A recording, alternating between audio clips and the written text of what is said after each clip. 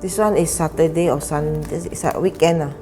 I'll bring you for seaside. Your mommy cook something, 3 of us, plus your father. Oh, my father was here also. I don't remember anything like much from here because I was so young. Yeah. And look at that, very big. Yeah. As a kid, I was naughty. I think my biggest thing was I was very rude. Some of the things I said to me was, is it because of your family that's why you're like that? Like your dad's like that, your brother is like that. Is that why you're like that? Then it became like, okay, all the time I'm like that, lor. How was she like as a baby? She likes to cry, yeah. And the father say, I think this one abnormal child one, you know. The father even wanted to throw her from the window.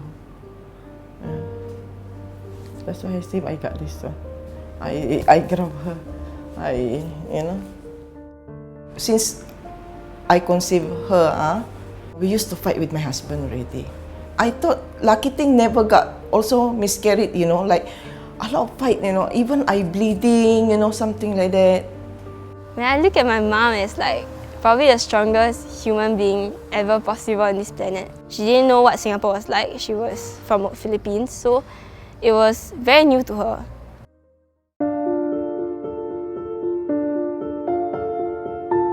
So I grew up having an older brother. Like I always had my brother by my side. He was like some sort of like leadership in my life. So I would follow him wherever he go. I just wanted to be around him because he protected me a lot growing up from my dad, who wasn't the best dad. He would be violent and my brother was always there. So then I grew up looking at my brother like some sort of hero. I don't know whether my Dantan can remember. We are all eating in the kitchen, then suddenly he beat with the badminton something, the son, because the son very mischievous lah. Even though the auntie 6th floor asked me last time, I asked my son to buy a ticket for you lah, you go home lah, because they can see all blue black, all these things. And then when I look at my son last time and then my daughter, how to leave my children here behind? My dad actually also used like wooden stick. Yeah, it would hit my brother until the stick break. The wooden thing would get through the skin to the bones. So the trauma was really physical and mental, so then it became very numb. I would say I didn't get most of it because he covered it for me most of the time. And you know what, the worst thing was I thought it was normal. Like I thought that every family or every kid actually goes through that. I only had a realization that it wasn't normal when I went to my friend's house, and then I realized that the daddy don't beat them, the daddy don't scold their mom like that, or don't slap their mom. That was when I started to grow up and realize that, oh, I'm not in the category of having a very ideal family. Then I just allowed myself to be in that place where I feel like, you know what, I'm born here, so like there's no way out of it.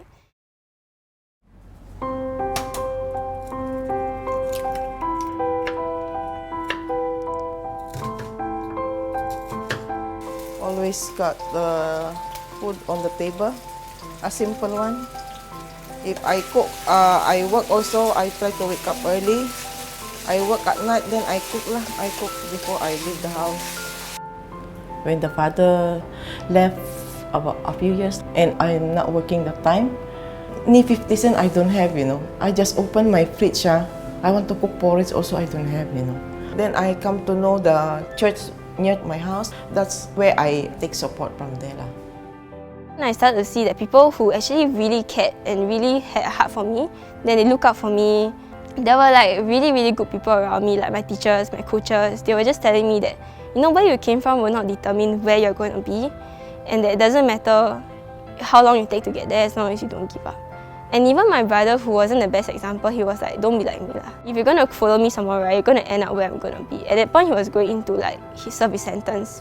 Then I watched how my mom suffered, and I knew that I never ever want to give my mom that kind of like heartbreaking feeling, because I knew she was like so heartbroken that she felt like she wasn't good enough. But I know she's a great mom, and that she's someone that's so strong, allowed her to put through that kind of experience.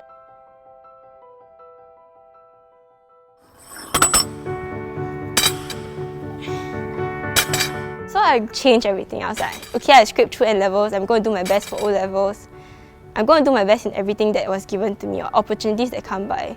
So like if I'm going to say I'm going to play handball, I'm going to make it to the national team. If I'm going to do wrestling, I'm going to make it to the national team. I'm going to make it to the biggest stage I can. And then I realized that actually everything, right, is really possible when you put in the heart.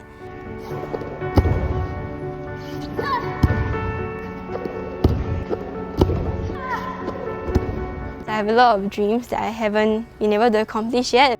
Of course, I want to be like every athlete's dream. I want to be able to reach Olympics one day. I want to be able to win gold in every competition I can think of. And Danielle Lim team. Big congratulations to our recipients.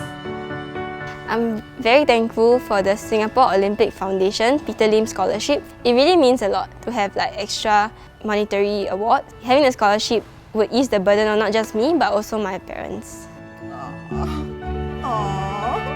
No way, yeah!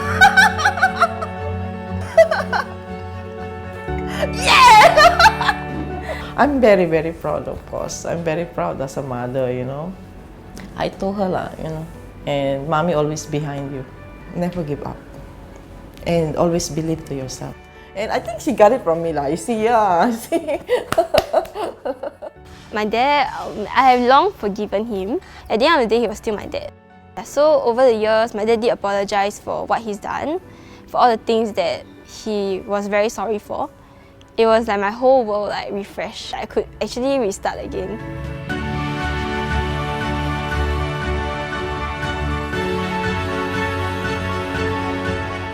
Maybe from where I came from, I feel like it wasn't just an ordinary path. With my story, I can hopefully inspire younger generations, inspire little children to know that it doesn't matter where you come from. Everything is really based on merits. It's really based on your hard work, how much you want it. That's what really matters.